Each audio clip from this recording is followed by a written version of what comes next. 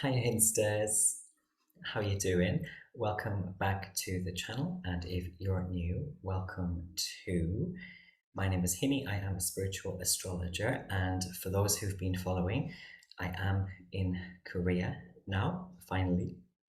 This is the first video I am making from Korea, and I'm very happy. Happy Saturn Day as well to all of you. I have made quite a few videos on Saturn, the god specifically. I've done videos on Saturn in the birth chart. I talked a little bit also about Saturn and the Titanic submersible, and I did some videos on Saturn in Pisces, including the retrograde and those who are going through Saturn return in Pisces. It's also Cancer season, of course, right now still. And as usual, I am offering my 50% discount to Cancer Risings and Cancer Suns. So if you'd like to take advantage of that, look in the description box below. So this video is on two transits because obviously I've been quite busy with traveling and organizing stuff. So my apologies that these two transits are being put together in this video. But yes, we are talking about Mercury in Leo and Mars in Virgo. And let's start with Mercury, shall we? Hermes, the god Mercury.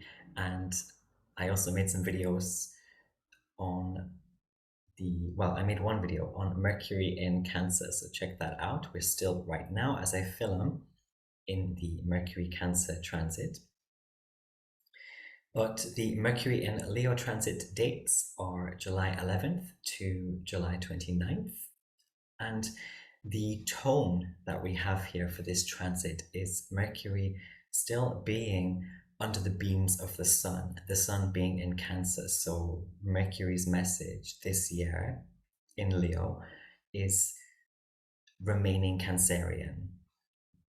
And Cancer, the sun will be at 18 degrees of Cancer. So I feel like Mercury is going to translate a lot of things that have to do with things like teaching, wisdom, knowing things. And there are quite a few squares involved in this tone. Mercury will be squaring the nodes. That's the North Node in Taurus and the South Node in Scorpio. And also we have Mercury being secretly well hosted here because the Sun is the ruler of Leo and the Sun is in Cancer.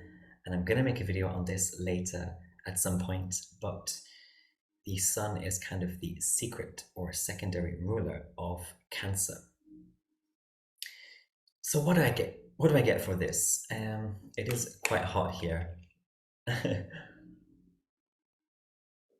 Quite humid.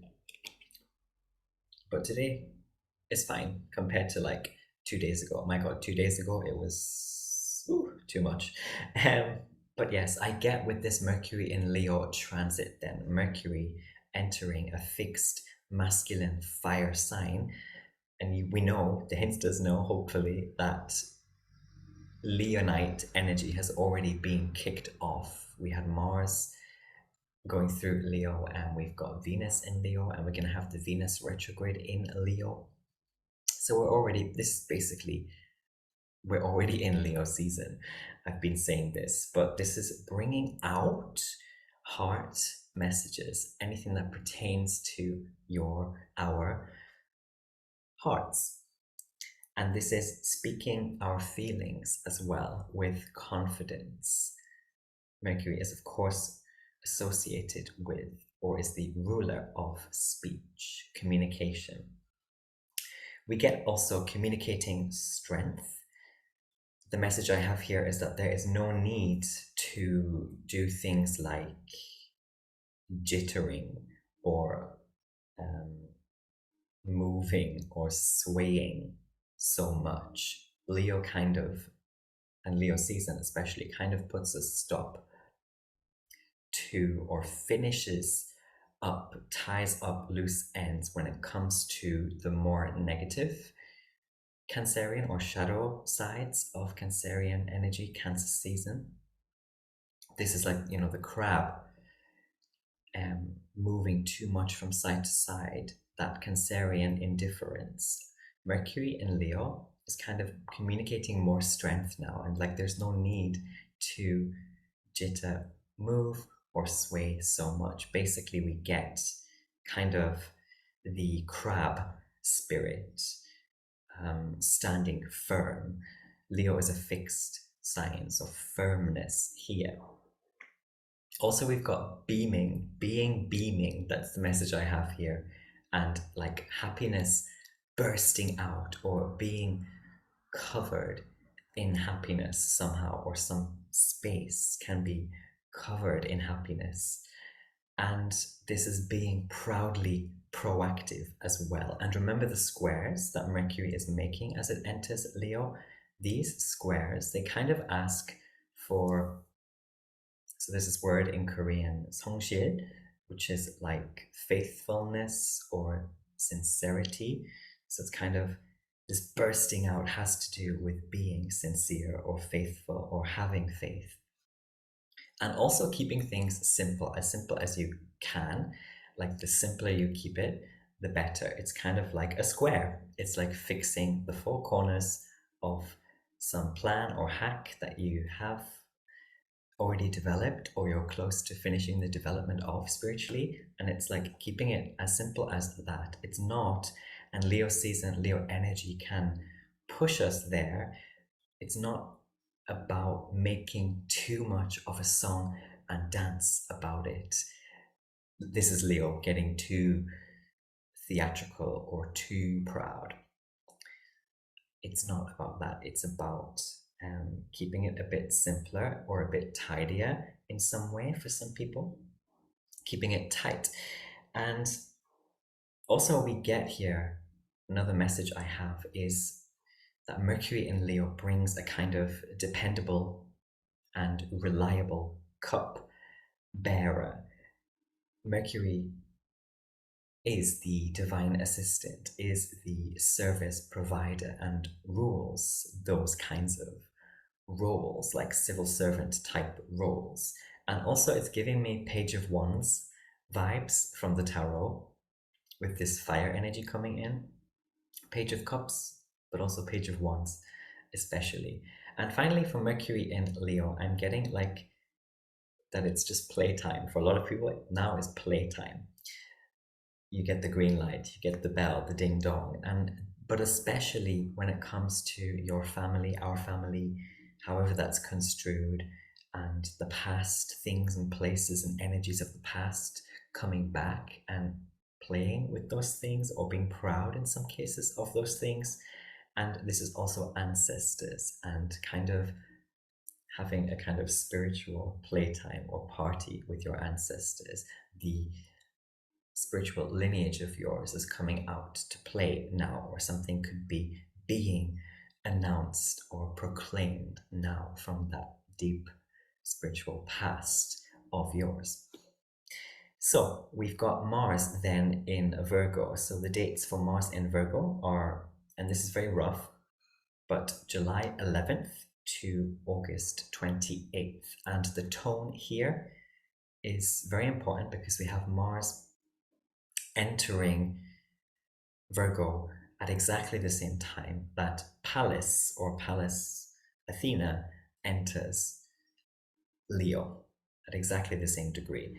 And also, they both make a trine to the moon in Taurus. And you may know that the moon is exalted in Taurus. And we have another trine to the North Node in Taurus. And we have a sextile to South Node in Scorpio. And also, we have an opposition, or Mars will very soon after be getting into an opposition with Saturn, which will be retrograding or is still retrograding in Pisces. And that's important because Saturn rules oppositions, and we're getting there two malefics in an aspect. And Mercury is the host, right? And we just talked about Mercury. Mercury is the host of Mars in Virgo. And Mercury also at this time very closely will have entered Leo. So there's this big kind of changing of the guards in terms of the gods, and this big switch up of energies and freshness as well. Like, again, I get a lot of this, like Mercury is really coming to town, or someone is really coming out to play energetically. Or wherever you have Leo in your chart, there's this essence of Mercury bringing something out to play now. And maybe it's been a long time that that house has been activated for you, and for the positive as well, I think, for a lot of people, because you've got the trine to the moon in Taurus, which I love. I just love this. But some of the downloads I had for Mars in Virgo, specifically this transit, is not forgetting what we've learned, especially with Pathina. Let's call her Pathina, Pallas Athena, especially with Pallas Athena conjunct exactly Mars. We've got not forgetting what we've learned, the hacks, the weapons that we have acquired spiritually and or literally, and also this message of teaming up with and making peace with people, and how that is going to equal more drive and acceleration. These are the good, great things, I would say, that Mars rules. And Mars is bringing these things to where we have Virgo in our birth charts. And so it's about not so much encouraging too much of the negative or shadow Martian energies, such as going to war unnecessarily or without a cause, or scratching, screaming, and separating in a malefic sense, all those things. It's more about teaming up with, especially for some people, this can have to do with best friends, making new best friends perhaps, and all that jazz. And that's going to give more drive and acceleration, yes. And I get here also more and more healing and success through adversity for some people, especially when what I call the divinity in the decision is honored. And this is really pointing to Mars, also points, by the way, literally looks like an arrow, the glyph, the symbol for Mars. But Mars is pointing with this transit, not just to Virgo, but to Virgo season in a couple months. And that is the season of the divinity of the decision. It is the anxiety of the choice. It is when it's kind of, Virgo season is the last of the summer wine season. And so, anyway, we'll talk about that later. But Mars is already pointing us that way. And I get here also aggressive proactivity. That's what I want to call it.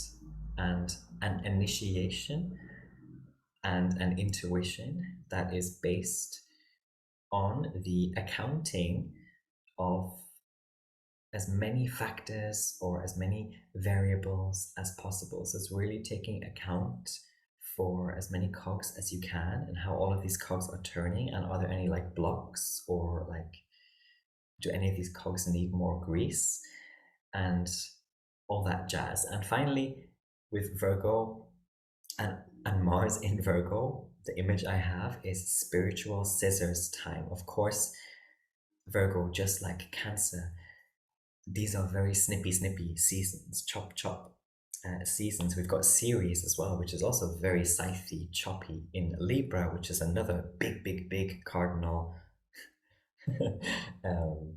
cutting the claws season. We've got so much claws, snippy scissors energy.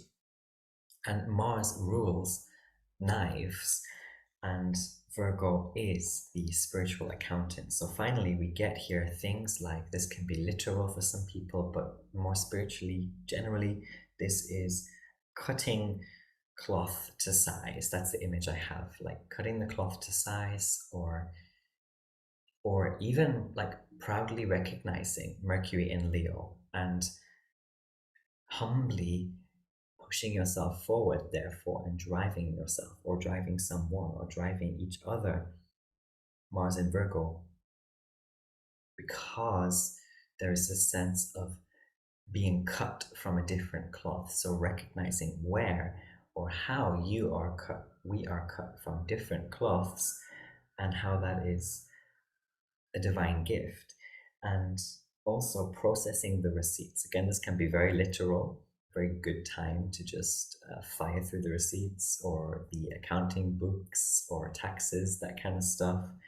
And also like poring over the lines in some sense, or it's kind of like a coloring book, and where you have gone over the lines too much, or in some illustration trying to perfect or fine tune.